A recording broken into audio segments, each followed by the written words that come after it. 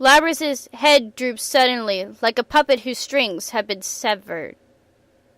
What? I'm about to rush over to see what's the matter when I see Akihiko-san take a fighting stance. I realize this is no ordinary matter. Suddenly, a bizarre voice emanates from Labras. It's not over yet. Whoa. That isn't Labras's voice. This abnormality seems to have made Mitsuru-san come to a realization. What? It's the same communication system as ours. Everyone, step away from Labras! Mitsuru-san and Akihiko-san rapidly shout whatever! Those things! To us! We all spread out and watch Labras from a distance. This is scary, man. I cannot gain access.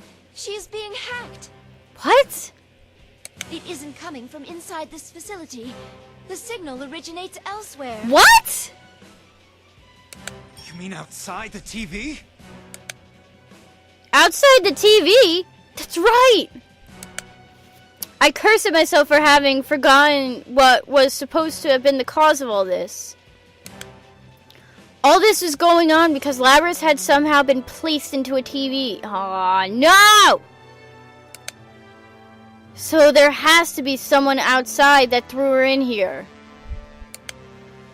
The same person who stole Labras from the Kirijo group, then threw her into a TV, is now taking direct control over her. This is just a little extra resistance. Now, entertain me. What? The nonchalant voice fills with malice. With a dazed look in her eyes, Labras looks up and dashes forward. She's fast! I barely dodge her axe in time. Surprised, I look up at Labras once more. Her eyes are blank, as if she wasn't looking at anything. Those eyes were once filled with the strength of responsibility and an awareness of duty. Her face had once been filled with sorrow over her painful past. And she had smiled when she had found real friendship for the first time in her life. Whoever is controlling her has stolen all these things from Labras. Then...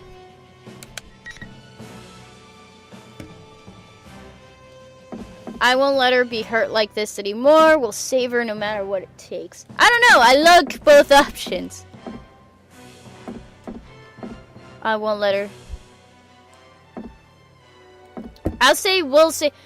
It's like, I won't let her be hurt like this anymore means, like, I myself will prevent her. While we'll save her is like everybody. We'll save her no matter what it takes! We'll save her no matter what you try. So, I'm fighting Labras? Hooray! So it looks like the ending is going to be split into two. Question mark, question mark, question mark. Oh, and now Labras has a persona. Final. Goody. Oh! I am having a blast. Whoa, okay. Okay. Okay. Okay. Oh my god. Ow! Oh my god, will you deflect?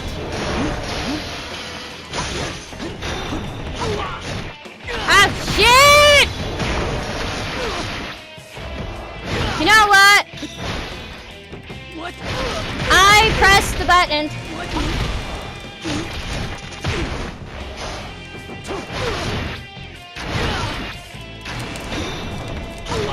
Come, I was trying to pull off the finishing move, but oh well.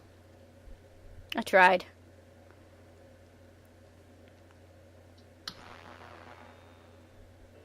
Game over. Welcome to the... Very well. Very well. Hooray!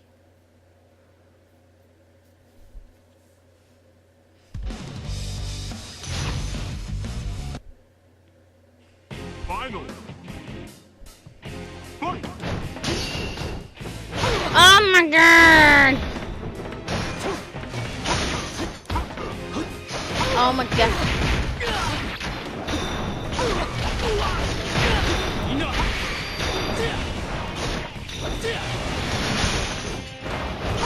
Holy shit. Holy shit. Okay. Okay. Okay. Get out of this! Oh my god! Why can I not? Oh. I'll show you. I give up. Holy shit. I'm getting so hot. Oh my god. This is not good.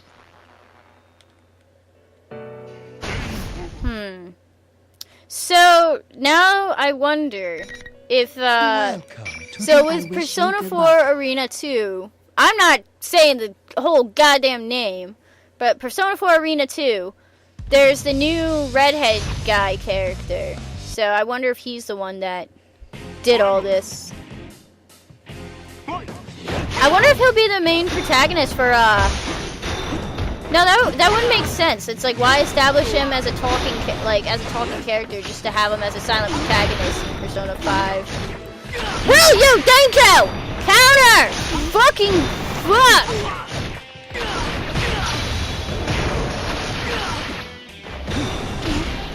Get out of the fucking corner! Do I even stand a chance? I don't.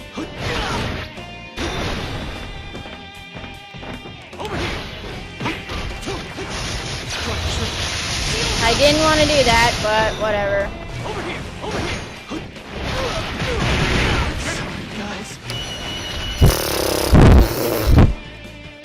I defeated Shadow Labrys.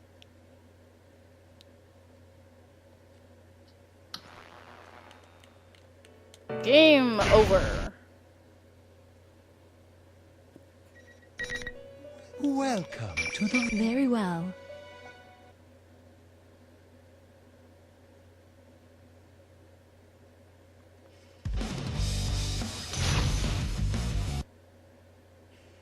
Final.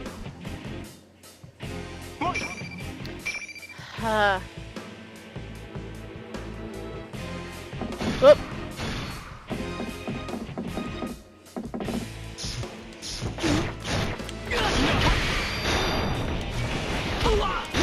Blah, blah, blah.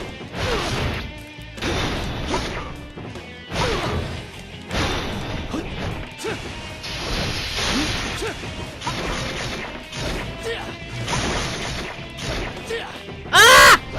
Ah, shit! What? No! No! Shit! Over here.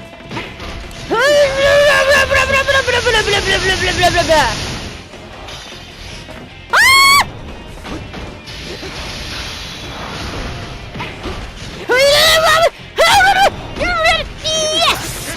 Okay. Gotcha. Phew.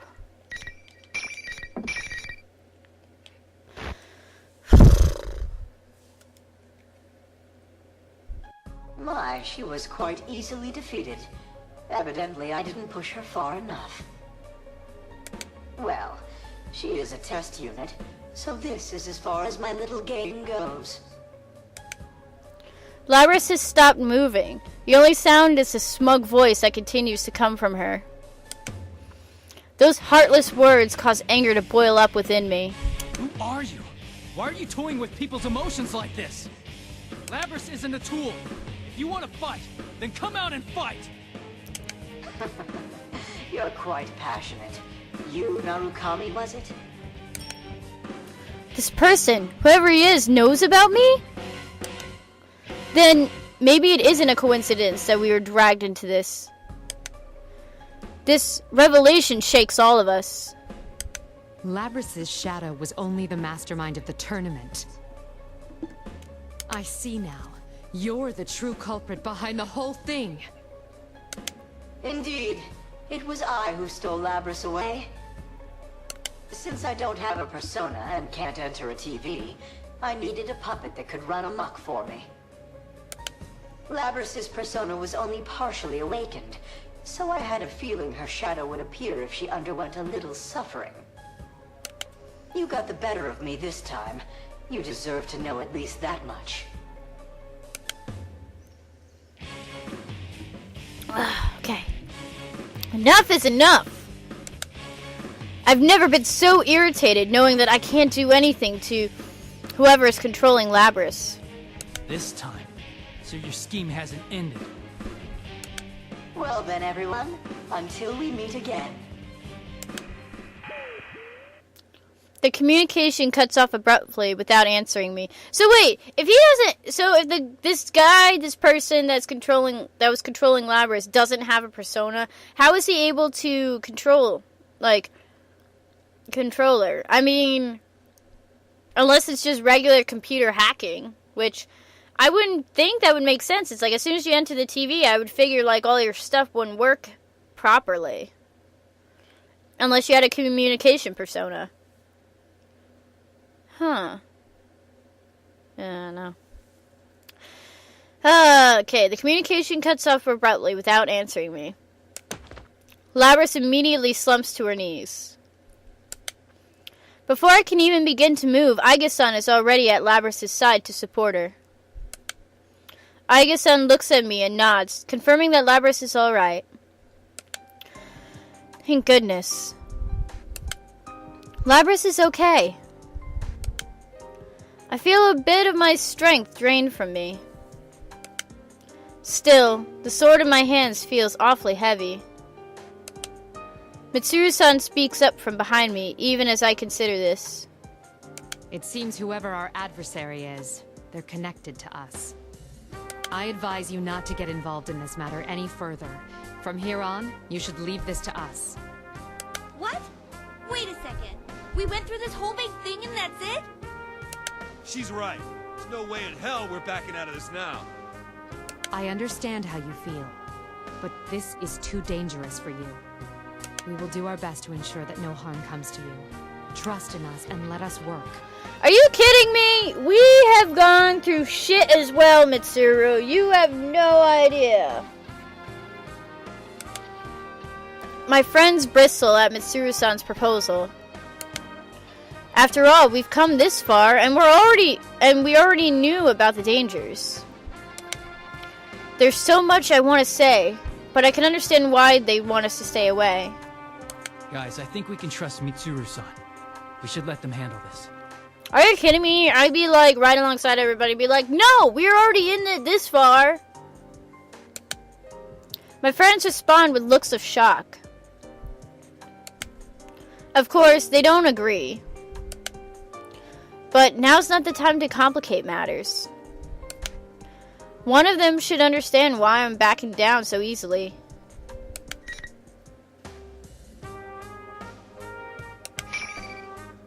I stare directly into Yosuke's eyes for a moment, hoping that he understands my intentions here. Come on, Yosuke, back me up! Yeah. We're all tired, so let's just get the heck out of here.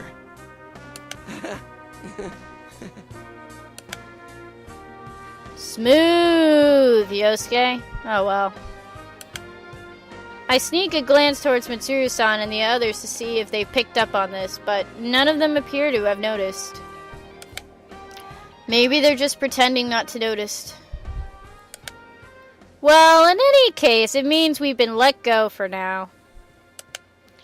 I sigh with relief before urging everyone into the exit TV.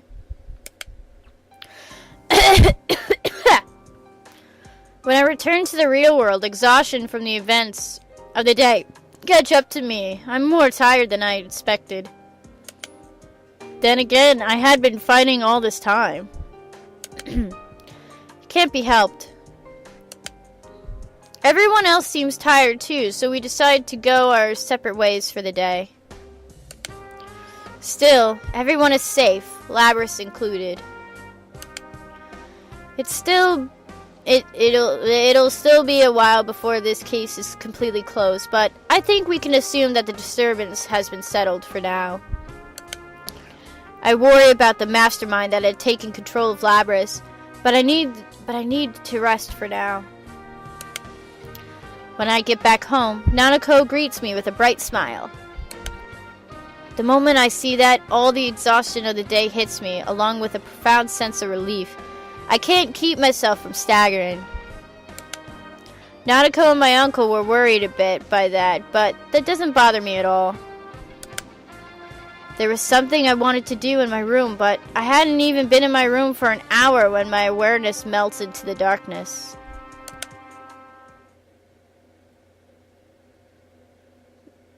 Melts into the dark. A dream? Uh-oh. A dream? No, that's not it. My vision is quietly enveloped by a familiar blue color.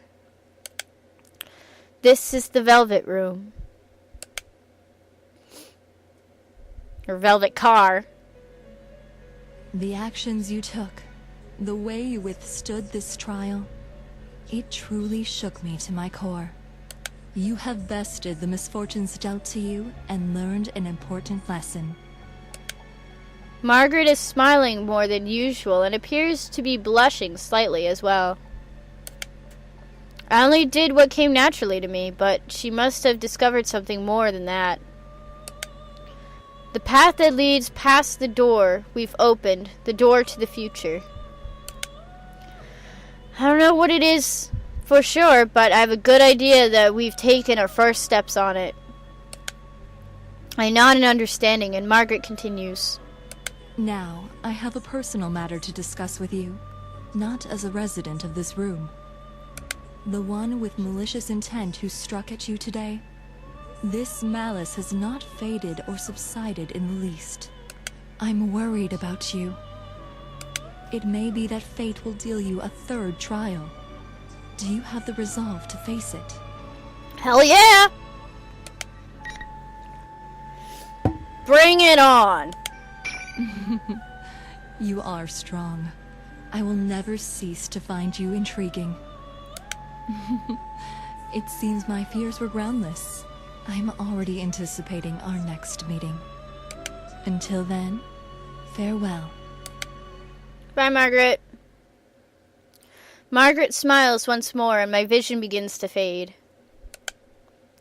The dream is ending. I fall into a deep sleep.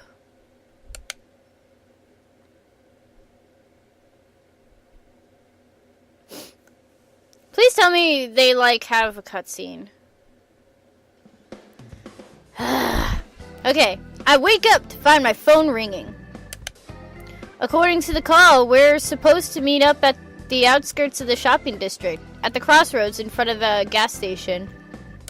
The gas station? No, don't go there! Don't go there! When I arrived, the other members of the investigation team had already shown up. Surprisingly, the ones who called us was Labris.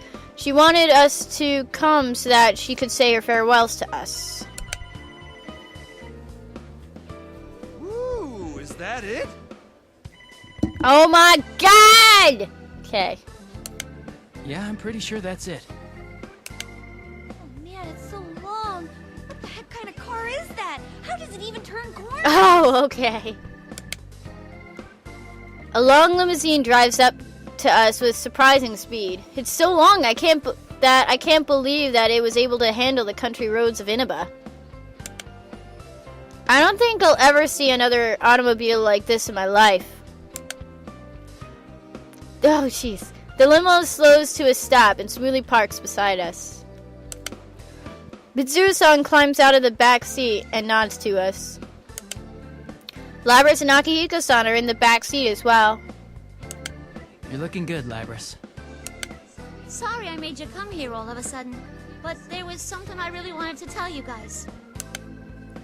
When I look at her, Labris smiles and looks embarrassed. She takes a moment to look around at all of us, then continues. I decided to work with Mitsuru-san. I want to catch the darn culprit. Not only that, but, you know how you guys had my back during this whole mess? Yeah. This time, I want to get yours. You go and do that. I can't help but smile at the conviction and trust in her words. Labris has faced her weakness and accepted it, and she's about to begin walking towards the goal she found on her own. That's why I don't see any reason to stop her. It'll be sad to see her go, but this decision is one Labris made for herself. This definitely ain't the last you've seen of me. When I come back, we'll hang out some, okay? Sounds like a plan. I'll be waiting, and so will everyone else. Come back soon. To lose such a rare beauty again. It's so tragic. Oh my god, Teddy. That's what you're sad about? Everyone has their own response to Labris's news. But one thing's for sure. We'll be waiting for her. There's no lie behind that sentiment. After all, she is our friend. Mitsuru-san tells Labris that it's time, and they get back into the limo. Labris looks right into the eye. Labris looks me right in the eye. She seems as if she might cry at any second, but is resolved not to. She smiles. You guys are the best. I'm glad it was you who were there when I woke up. Well, see ya! Hooray! Man and machine. I wonder if there's truly a difference between them anymore. The thought comes to me as we wave our final goodbyes to Labris. The limo demonstrates impressive agility as it speeds off down the narrow rural roads. Aw, she's really gone. Seriously, wish she could have stayed a little longer. I would have liked that myself, but they have their own tasks that must be done. Yosuke and I shared a glance after Naoto says that. Their own tasks, huh? It's not just theirs. We smile at each other. Ever since I answered Mitsuru-san's proposal inside the TV, I had my mind made up.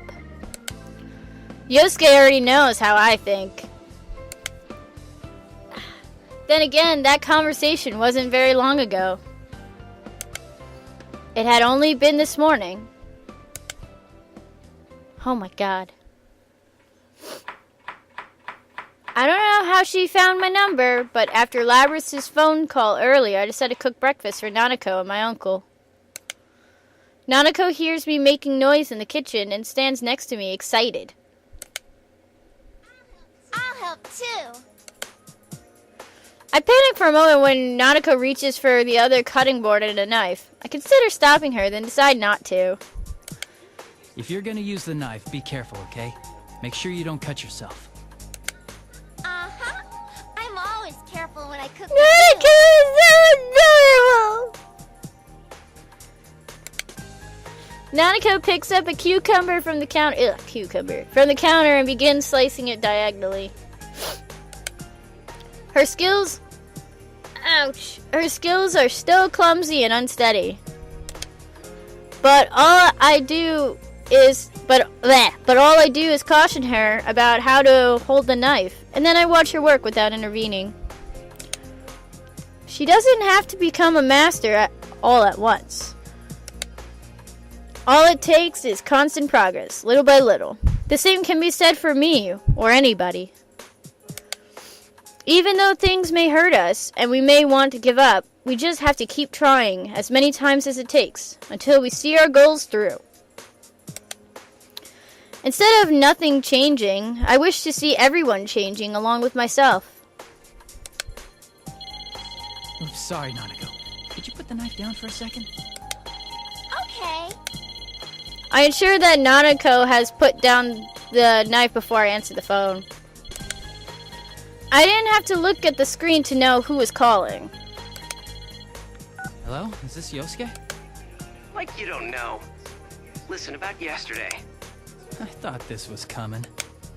Yosuke rushes on as if irritated that we have to have this conversation over the phone, but I managed to calm him down. It's funny that he's getting so excited over this, but I'm glad he's managed to wait the whole night before calling me. Yosuke, do you remember the Moonlight Bridge? The one from our class trip? Ooh. Yeah, sure. I used to be a city boy too, remember? Hey, were you checking out the Kitty Joe group online? Perceptive as always. Now that's my partner. When I went back to my room last night, I'd spent as much time as I could searching for information about the Kirijo group online before I fell asleep. Of course, there wasn't anything about an organization involving Labras or Aigasan, but the little I did find was better than nothing.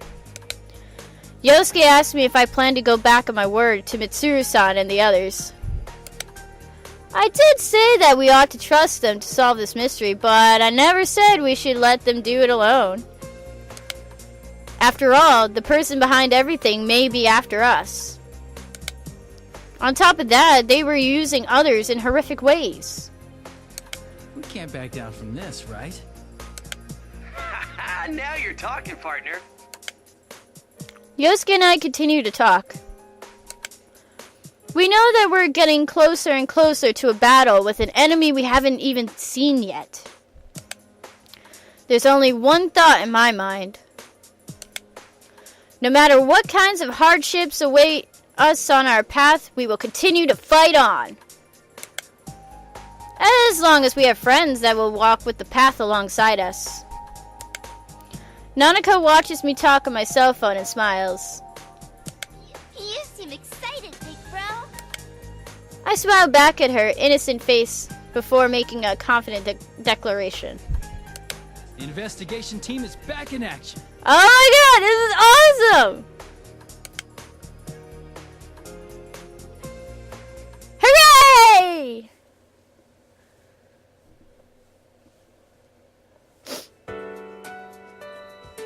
I hear ending music.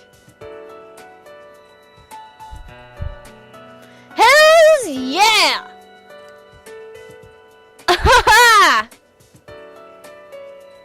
Alrighty, so that was you Narukami's story down.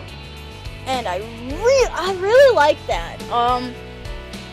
As I mentioned before, I think the only stories that I really liked the most was Yu's story, Aigus' story, and then I think Mitsuru's story. Or not Mitsuru. I did like Aigus' story because I feel like those three were the actual canon plotline to it. But I don't know, because it's like you see the other. It's like I don't know. I have to when I get a chance to play the end of everybody else's story.